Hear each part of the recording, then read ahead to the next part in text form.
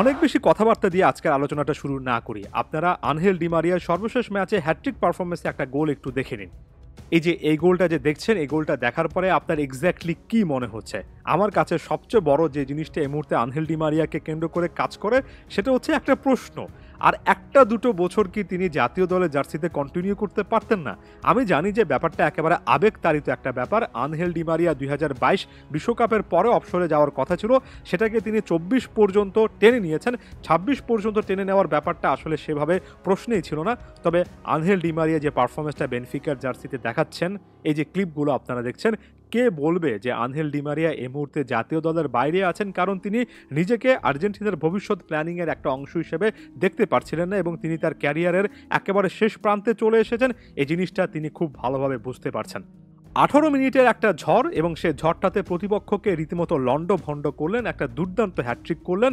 কিন্তু এই যে সেকেন্ড গোলটা যেটা শুরুতে দেখালাম, আরও একবার দেখেন, এই যে এতটা অ্যাথলেটিক অ্যাক্রোব্যাটিক ফিনিশ, যেখানে ডি মারিয়া নিজের জন্য অনেকটা বাইসাইকেল কিক বা ওভারহেড কিক টাইপের একটা স্পেস তৈরি করেছেন, সেটা কমপ্লিট করেছেন।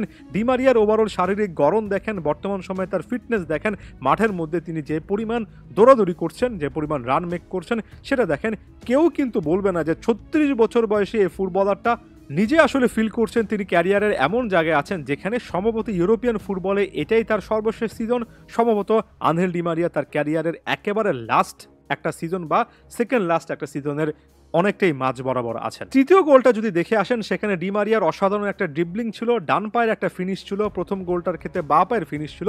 সকল কিছুই কমপ্লিট একটা প্যাকেজের দিকে আরও একবার নির্দেশ করে। ডি মারিয়া শুধুমাত্র সেখানেই থেমে থাকেননি, বেনফিকার এই ৭-০ গোলের বিশাল জয়ে দুর্দান্ত একটা অ্যাসিস্টও করেছেন এবং ডি মারিয়া একেবারে চোখে আঙ্গুল দিয়ে দেখিয়ে দিয়েছেন যে সত্যিকার অর্থে কতটা বড় মাপের একজন ফুটবলার। এবং একটা যে কথা আছে, সবসময় বলা হয় যে ক্লাস সবসময় পার্মানেন্ট একটা সাইন বিয়ার করে, একজন প্লেয়ারের ক্লাস তার পক্ষে কথা বলে এবং দিন শেষে ওই ক্লাসটা, ওই মানটা থাকলে আপনি যে কোনো সময় আসলে সেটার মাধ্যমেই শাইন করতে পারবেন। ডি মারিয়া সেটার একেবারে উজ্জ্বলতম একটা উদাহরণ।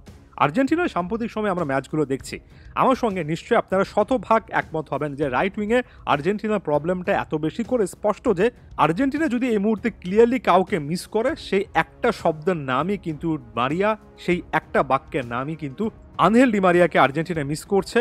তার অভাবটা আর্জেন্টিনা সেভাবে আসলেই পূরণ করতে পারছে না।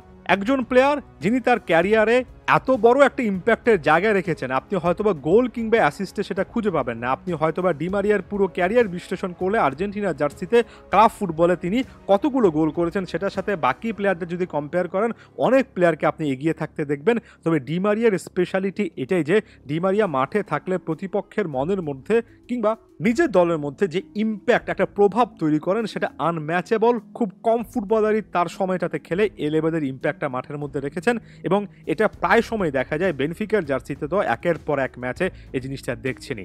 যাওয়ার আগে আমি আর্জেন্টিনার কনটেক্সটে আলোচনাটা শেষ করি। এই ডি মারিয়াকে রিপ্লেস করা অসম্ভব কোনো একটা ব্যাপার, তবে আর্জেন্টিনার অন্তত এই জিনিসটা বোঝা উচিত, ইয়াংস্টার প্লেয়ারদেরকে আসলে দেখানো উচিত যে স্কিল থাকলে আসলে সেটা কিভাবে কথা বলে।